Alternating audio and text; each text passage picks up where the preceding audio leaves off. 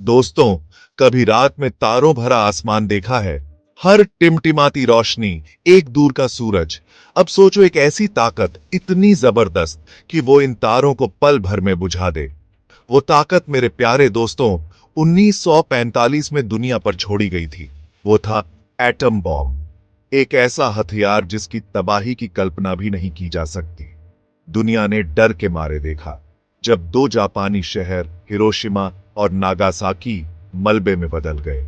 हजारों लोग पल भर में मर गए और भी कई लोग आने वाले सालों में रेडिएशन की बीमारी से मर गए। एटम बम ने दुनिया को हमेशा के लिए बदल दिया। इसने हमें विज्ञान की विनाशकारी शक्ति दिखाई। दुनिया जंग में थी, लेकिन जंग के भी नियम होते हैं। इस बम को कोई नियम नहीं पता था। ये बिना सोचे समझे मारता था। मर्द, औरत, बच्चे, सब इसके आगे बराबर थे। दुनिया एक खतरनाक नए युग में प्रवेश कर चुकी थी, परमाणु युग। एक ऐसा युग जहां इंसान के पास खुद को तबाह करने की शक्ति थी। बमबारी की खबर फैलते ही दुनिया सन्नाटे में आ गई। क्या सच में ऐसा हो सकता है? इस त्रासदी की भयावहता को समझ पाना मुश्किल था। यह सिर्फ देशों के बीच की लड़ाई नहीं थी, ये इंसानियत के अस्तित्व के लिए ही खतरा थी। हम, दुनिया के लोगों के पास एक चुनाव करना था।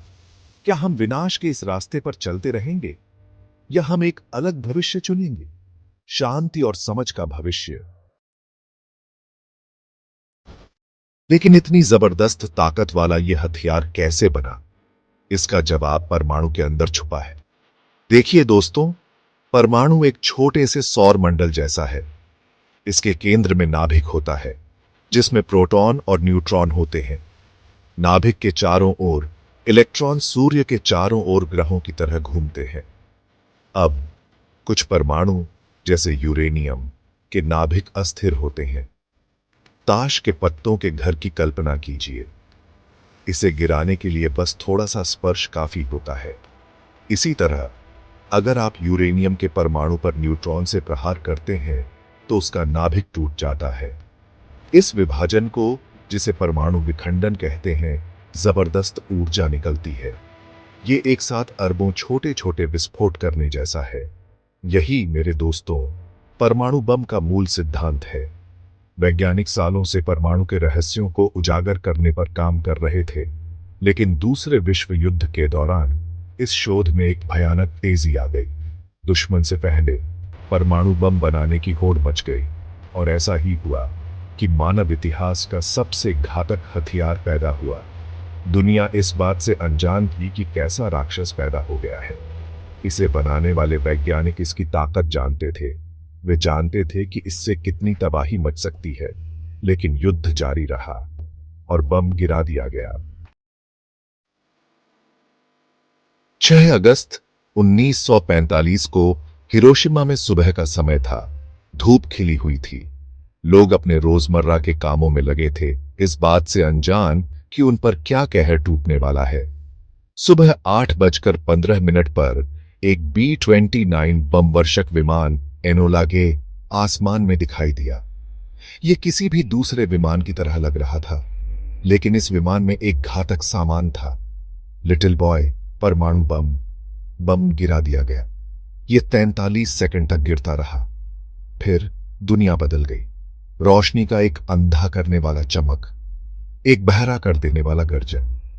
हिरोशिमा शहर आग के समुद्र में डूब गया। विस्फोट से निकली गर्मी की लहर इतनी तेज थी कि उसने कांच को पिघला दिया और रेत को पिघले हुए सिलिका में बदल दिया। इमारतें धूल में मिल गईं। लोग पल भर में भाप बन गए। जो शुरुआती विस्फोट से बच गए, उन्हें रेडिएशन की बीमारी से धीमी, दर्दनाक मौत का सामना करना पड़ा। गलियां लाशों से पट्टी पड़ी थी। कई तो पहचान से परे जल गए थे। जिंदा लोग मुर्दों से जलते थे, क्योंकि जिंदा लोगों के लिए दुख स्वप्न अभी शुरू ही हुआ था। भाग 4, नागासाकी मौत का दूसरा साया। 3 दिन बाद 9 अगस्त 1945 को दुनिया ने डर के मारे देखा जब एक और जापानी शहर नागासाकी पर बमबारी की गई।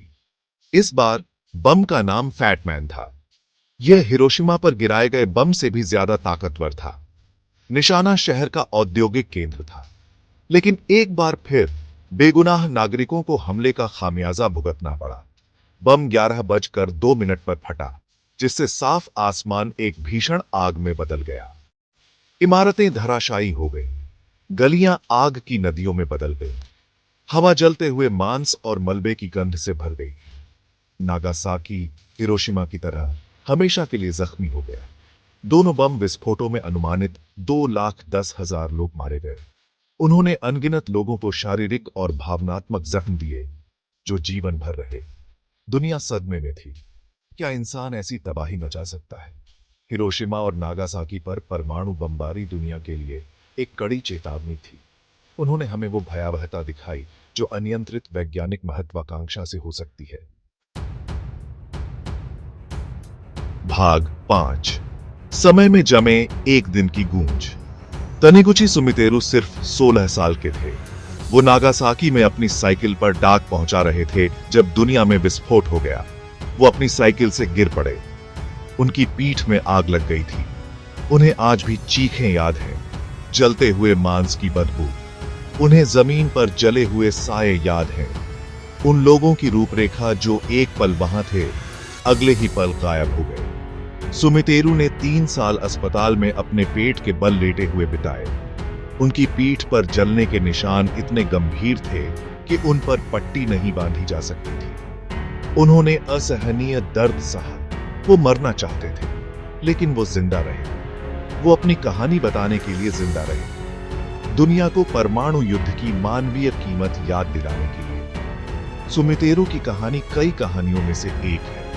हर जीवित व्यक्ति अपनी यादों का बोझ ढोता है।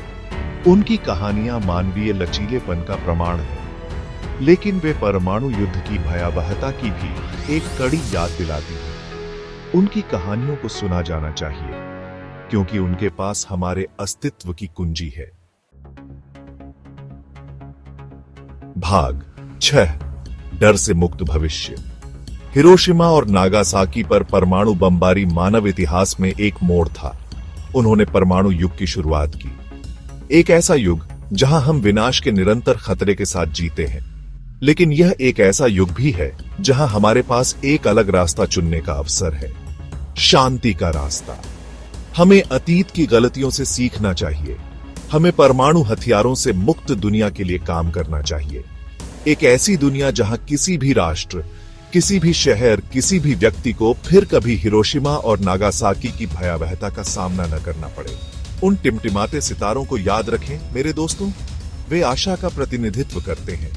एक ऐसे भविष्य की आशा जहां हमारे बच्चे और पोते पोतियां बिना किसी डर के रात के आसमान की ओर देख सकें।